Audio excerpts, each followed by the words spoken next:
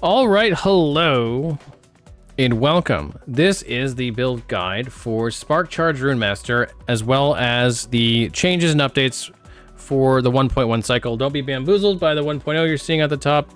That's because we're about to watch a video on the gameplay while I talk here. So this is the 1.0 gameplay of this build. There are some changes to it. This is probably the most changed build. One of the big changes, what the heck? Is that really in my video? One of the biggest changes is the knockback. You see, like, he's knocking back enemies. Actually, if we go to the boss fight that was just there, he's knocking this, knocking Rhea back. That's no longer in the build. So they changed this to where it's like a 2-second cooldown, where it used to be no cooldown.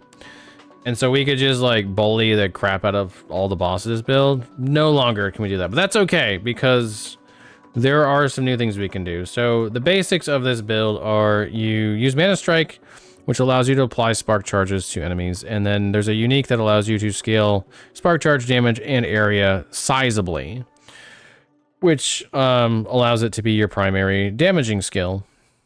And since Mana Strike doesn't do much damage itself, but has other benefits that are valuable, combining these two is like peanut butter and chocolate, really, where you get the damage and then you get the Mana Strike benefits, and we will talk about those here soon. And you get like a really cool build that used to be a Rune Master. In 1.0 it was a Rune Master, but is now a Sorcerer. And we'll talk about why it's a Sorcerer. There's multiple reasons why, but it all boils down to the passive tree for Sorcerer got revamped and is very good now. And better than Rune Masters for this build by a sizable amount. Like, it's the only two options really for this build as far as I was concerned were Sorcerer and Spellblade, which also got an update, but Sorcerer is just better. Spellblade has some really good crit scaling stuff, but Sorcerer is just really good this patch. So that's the way we're going this time. And this build, in my opinion, is likely to be, if not the tankiest build in the game at very high level, like very well progressed, really good gear. If not the tankiest, it will be among the tankiest builds and almost impossible to kill if you can get the gear. But that gear is very expensive. It will take you a very long time to get, but it will still be relatively tanky before that, and it will only get tankier over time. And eventually you'll reach a point to where it's just very difficult to kill you. So that's the primary or the most valuable thing in the build, but there's a lot of other good benefits too. So let's talk about the pros and cons. It has great clear. You saw the spark charges going off. They're very large. It's very easy to hit them with Mana Strike. So clear is solid. Although late game, it'll be a little bit less easy. We'll talk about that later, but it'll still be easy. It's super tanky, especially late game. Again, I am predicting it's gonna be the tankiest build in the game if properly geared, and if not, it will still be close. It has very good CC. It's a little bit less than it used to be because it doesn't have the knockback, but it still has the ability to stun, and it stuns a lot. So Incredible might be a little strong now, but it's still very, very good. It has no mana management, although technically speaking, we are going to convert over damage from health to mana, which kind of gives it a sort of mana management, but it will almost never factor in the way we build it. You'll almost never notice it. What's up, Spartacus? As far as cons go, it's unique intensive. It's extremely unique intensive later game, but even early game, it's not crazy unique intensive, but it is probably my most, I want to call it unique intensive because it really just needs one. Like, you pretty much want to play it with Fragment of the Enigma. You can play it without, but I wouldn't recommend it. So you got to get that, and then its progression, especially very late game, is quite high. And Dragorow's Tooth is really good, but you're gonna want to have a legendary version of it. So late game, this is Endgame, but like once you get to the aspirational stuff, if you get that far, it really gets crazy, as most builds do now, but this one even more so. The single target's only average on it. It's not really a great boss killer if you're looking for speed, but it's going to be cozy, especially later on, because it's going to be hard for it to kill you. So this is only a major downside if the speed at which you're killing single target really matters. If you have a single target in a pack, like a rare in a pack, it's going to get blown up by all the spark charges. So it's really generally applies to bosses. It's not the fastest farmer. He has to stop a lot and attack and like a lot of builds do, but that means it's not as fast as say like the Shadow Dagger setups like Falconer or Blade Dancer, which don't have to stop at all. Same thing with like Echo Warpath. So later game, those are going to outpace it. But it's got really good clear, so it's not going to be a huge difference because you'll get good stability. But it will be a difference. It will be slower than those. And it's got Flame Ward uptime management, as do pretty much every mage build. But not too crazy, but you're definitely going to want to use your Flame Wards when it's appropriate, which is both for defense and offense in this setup. All right, let's talk about the actual skills and how we're using them. So Mana Strike is mostly the same with a couple of significant changes. Mostly might be a little strong. Let's talk about what's the same and what's different. Spark charges are still priority number one. We gotta have spark charges. 100% is just too much to pass up, so we're gonna get that. And then for most of the game, we're gonna go ranged with it.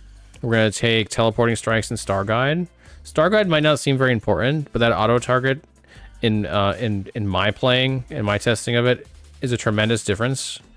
Teleporting strikes without it, it seems to miss a lot, even when you're clicking properly. But as soon as you put on Star Guide, it doesn't miss anything. And so the damage goes up a lot, and also just the playability goes up a lot. So anytime you're going ranged, I strongly recommend Star Guide. Now, we used to go from here, and we used to go into Repulsing Strikes, and then Rune Sap to get the spell damage, and they get the knockback. The knockback, it's just not worth every 2 seconds spending another 4 points. Especially with the way the build is now. Before we'd go low life full ward setup, but now we're going a hybrid ward and damage to mana before health to get really tanky. But to go damage to mana before health means you need to have mana, and Mana Strike is great for that. But we need to invest in it, especially in this current setup with teleporting strikes, because we lose minus 80% mana gain. So we're gonna take Arcanist Blade, and we're going to take some mana drain, and we're going to take some points in critical mana and critical rejuvenation to make sure we're like always critting. And by doing that, we have pretty good mana gen, even when we're ranged. Now, very late game, where almost no one will actually play this, because we're talking, you get insane gear. But when you get to the point to where you're like, well, don't want to say almost no one. A lot of players who play this won't get there. Let's say 80 to 90% of players won't get to this point. When you get to about like 70 to 80% damage to mana before health, there's a good chance that this regen won't quite be enough, because you're offloading so much of your damage to your mana. Depending on how good your ward gen is, it still might not be a problem, but you'll feel it. Like, you'll know when like my mana is actually starting to run out. At that point, you probably want to consider getting out of Star Guide and teleporting strikes, and then just invest more points into critical mana. You're now a melee build again, but you're an almost unkillable melee build because the amount of mana gen you've got is just absurd. So it shouldn't be a big problem at that point. That's a personal preference, though. Exactly when you make that switch, or if you make that switch, is really if you feel like you've actually offloaded enough of your damage to your mana that you're losing mana. It's going to be pretty hard for that to happen. It's probably only going to be in high damage environments. But if you're concerned that you're getting there, that's the switch you can make. All right, that was a lot about Mana Strike, but Mana Strike is a big part of this build. Lightning Blast. Now, this is only used when you have Dragroth's Claw, the dagger. So if you don't have it, you don't worry about this. In fact, you can just put points into Teleport, or you can put points into Elemental Nova, which I've got a little note of here. If you want damage instead of the buffs that you provided from Teleport, this requires some additional adjustments, but you can do that if you want to. But once you have Dragon's Claw, I highly recommend this. It's going to have basically all the benefits that you'd get from Elemental Nova, all the spark charges, and even stronger spark charges, because you get the 200% multiplier that you don't get in Elemental Nova.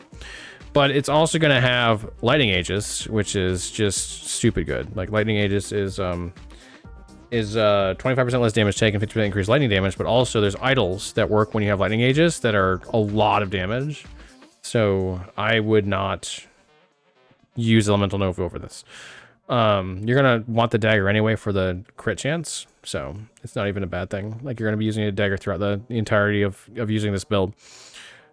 As far as the other skills we got, Flame Ward, this is just, I mean, this is about as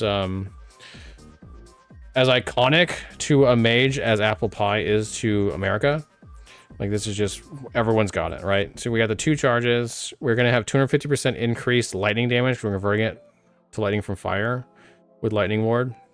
It's a big buff to our damage.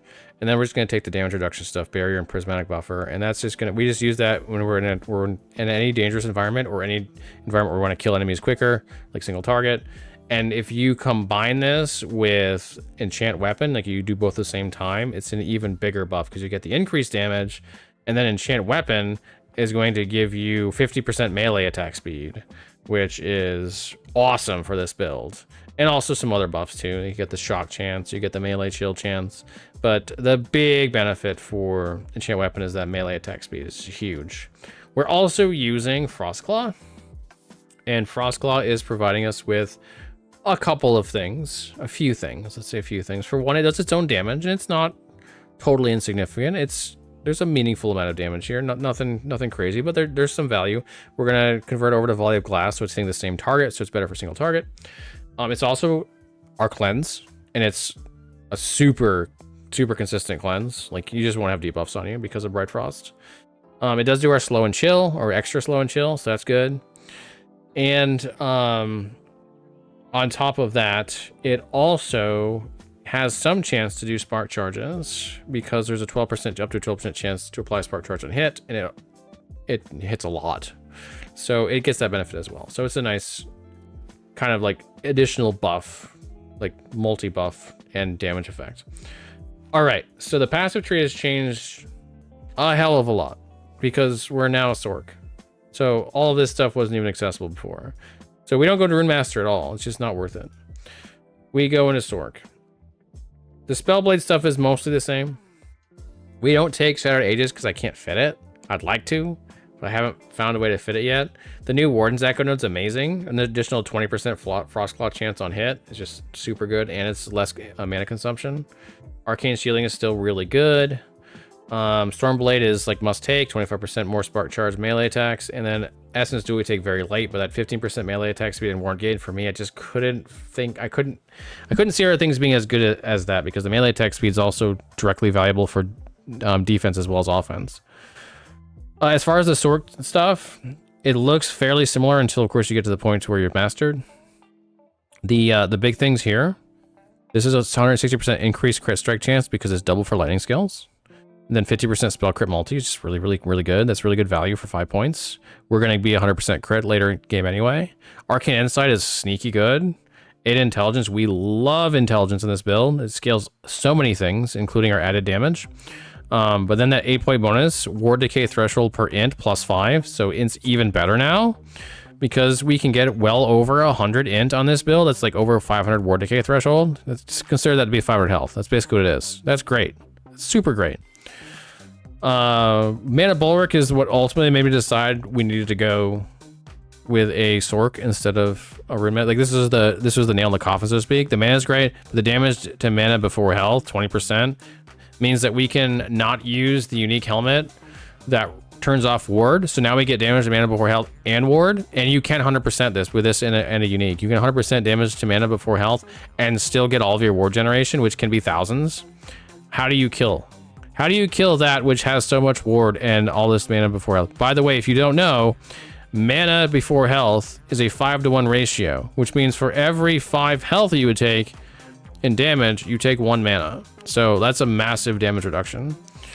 We're also going to get from another unique late game the ability to apply endurance to mana, which, okay, now how are you ever gonna die? Like, seriously. The other big thing here is recollection. Increased cooldown recovery speed, 25% is like super good. What's the top priority when starting this build? Farming the offhand. You need Fragment of the Enigma. That's definitely the #1 thing. Once you got that, you can play it. Everything else is just extra. Okay, where was I? On Sorc. Yeah, that's pretty much everything on Sorc. I think that pretty much covers most of, like, all the changes on this. It's pretty much par for the course after that. But like the nodes in Sorc are amazing. They're so much better than anything Rune Master has to offer. So I was really happy with the changes they made. These are already there and they were always good. They just weren't good enough to to pull the trigger, but when they added these 3 here, oh my god, I got so much better. So this is gonna be a super strong build. Might be my second build of the patch. We'll see. It'll have to be after my move, but anyway, that's neither here nor there. I'm moving, by the way, like 12 days after the patch, out of state, so that'll be fun. As far as the build goes, rotation, it's a very easy rotation. Cast your Flame Ward as you approach enemies, and spam Mana Strike. Use enchant weapon to take down enemies. Combine Flame Ward and enchant weapon for even more. Like, wow, because the 250% increased damage and the 50% melee attack speed are awesome. Teleport as your positioning, and Snap Freeze can be used to prevent attacks or large packs from reaching you, and then just kill them. Mapping, as far as mapping goes, is pretty much the same shit. Just gonna group enemies together. If you have the ranged version, this is super easy. Like, ranged is definitely easier and clear than melee for, you know, obvious reasons. You don't have to get close to them to kill them. You have to definitely do more positioning if you go with the melee version, but that's the trade-off for getting massive amounts of mana back and being almost unkillable. So pick your poison on that one.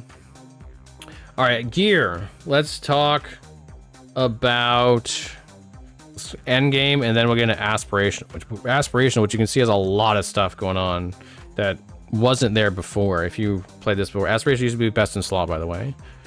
Endgame gear, we talked about Fragment Enigma, we talked about Dragaroth's Claw. These are both, this is must have, this is want to have, don't need to have, but want to have. Very good. Same thing with Knowledge of an Erased Mage. This is making its first appearance here, and it's largely because of the damage dealt to mana before health. Makes it easier to cap it.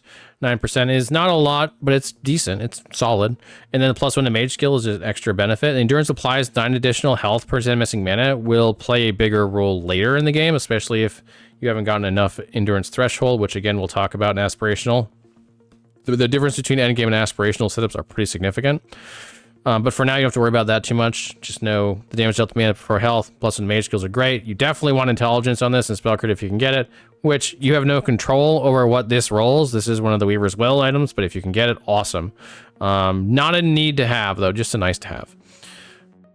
All right, let's talk about Aspirational, because this changes the build pretty dramatically. Like, it's still the same stylistically as far as how you play it. Outside of you might go melee, but what you scale and what you gear changes quite a bit. So Fragment Enigma and Dragaroth are still there, but now we're adding Seed of Acidrasil and Wall of Nothing, which are 2 brand new uniques. We're also adding Nihilus, which is a brand new unique. These are the 2 stars of the show, quote unquote, the things that really change the way the build is going to be scaled up. So Seed of Acidrasil gives you mana and mana regen, damage dealt mana before health 28%, which is so much. I would not be surprised if they actually reduce this at some point. 56% of endurance applies to all damage dealt to mana. Is up to 56. What's the roll range on that? 40 to 56, so it's really good. So that means like part of your endurance is going to be applying to your mana too, and so that's additional damage reduction that you get on your mana. You get the 5-to-1 ratio, now you got that. And you're still generating ward. You can see why this is like a crazy difficult build to kill. 8% of maximum health gains endurance threshold. 64 health and 8% chance to take 0 damage and hits. So it's effectively like an 8% damage reduction just without being consistent. So the maximum health gain as endurance threshold is really good also on this, even though it might not seem it, because of Wall of Nothing, which is going to give us 60% chance to take 0 damage and hit, 185 ward decay threshold, 185 endurance threshold. By the way, if you don't know what ward decay threshold is, it basically means we don't start ward decay until you're past the threshold. So if you have 1,000 ward decay threshold, there's no ward decay for that first 1,000 wards you get, which means it's very easy to have 1,000 ward constantly as long as you have some sort of generation. 185 endurance threshold, 85% of endurance threshold added as ward decay threshold. So now you're getting into this crazy scenario where your endurance is applying to your mana before health, and your endurance threshold is also applying to your ward decay threshold. And so building lots of it and building for capped endurance and then building endurance threshold makes a lot of sense now, because you're protecting everything. You're protecting your ward by creating lots more of it. You're protecting your damage to mana before health by giving it more endurance. And if somehow it gets through all that stuff, you've got lots of endurance threshold and 60% endurance to like supercharge your actual little bit of health parts you still have. So even that's going to be hard to get through. And then you have 70 ward per second. So these two things are just in crazy good. Nihilus is also added. We've talked about this in every other build. Let's talk about it here because not everyone's watching every build guide.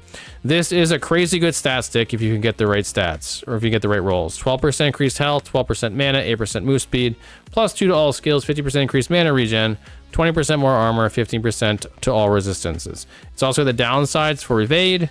You probably don't want to evade too much with this, but I don't like evade all that much anyway late game because you're pretty fast anyway.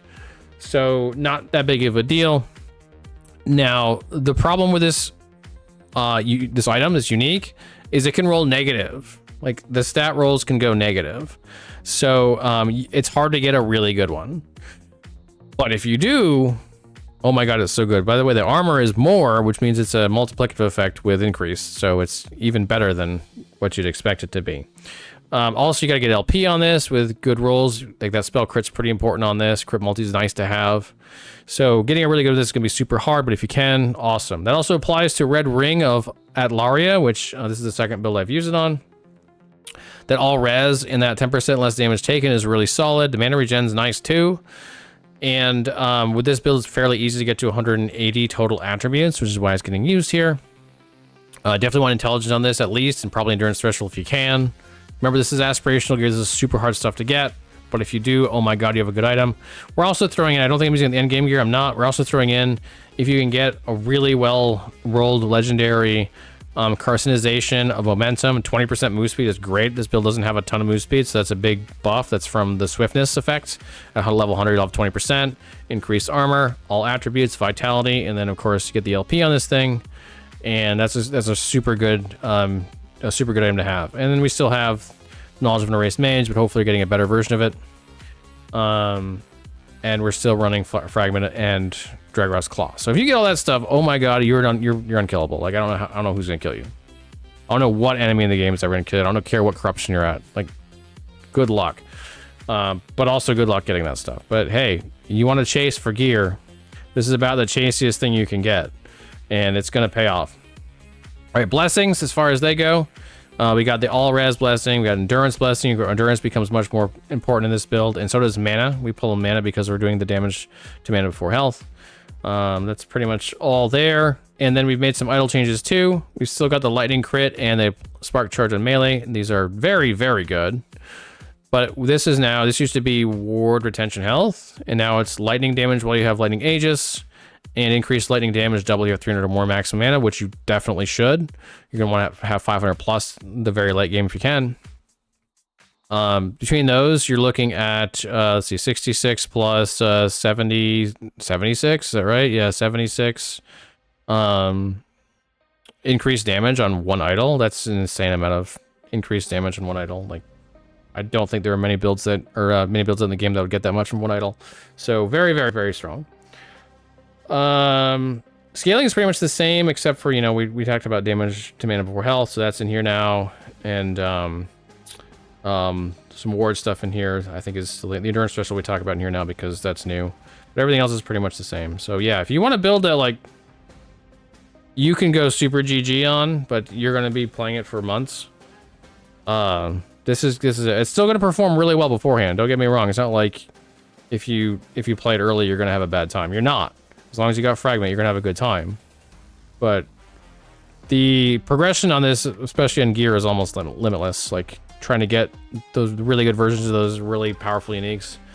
You can do it for a very long time, especially like if you want to do it on MG, you'll have a much better time. If you want to do it in COF, you'll really be doing it for a long time. But it'll pay off eventually if you get them. Like you'll have one of the strongest builds in the game.